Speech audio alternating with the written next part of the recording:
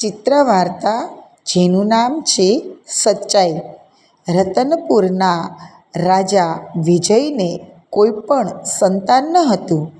તેઓ કોઈ યોગ્ય યુવાનને તેમના પછીનો રાજા બનાવવા ઈચ્છતા હતા. તેમણે જાહેરાત કરી કે જે યુવાન મેં આપેલા બીજમાંથી છોડ ઉગાડશે તે રાજા થશે.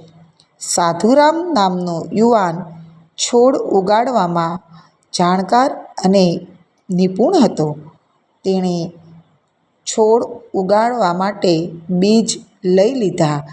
તેને વિશ્વાસ હતો કે તે બીજમાંથી છોડ ઉગાડી શકશે. પરંતુ રાજાએ બધા યુવાનોને બીજ એકસરખા આપ્યા. તેણે બીજને કાળજીપૂર્વક વાવ્યા, પાણી આપ્યું અને ખાતર પણ નાખ્યું. પરંતુ એ બીજ ઉગ્યા જ નહીં. જ્યારે રાજાએ આપેલી મુદત પૂરી કરી અને બધા યુવાનોને પોતાના રાજ્યમાં બોલાવ્યા, ત્યારે સાધુરામ નામનો યુવાન ખાલી કુંડું લઈને રાજ્યમાં આવે છે. ઘણા બધા યુવાનો કુંડામાં સરસ મજાના ઉગેલા છોડ લઈને આવ્યા.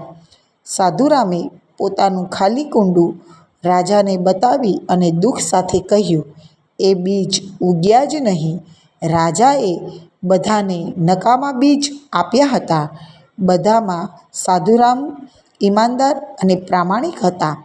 તેથી રાજાએ તેને પોતાના રાજ્યાધિકાર આપ્યો અને રાજા બનાવ્યો.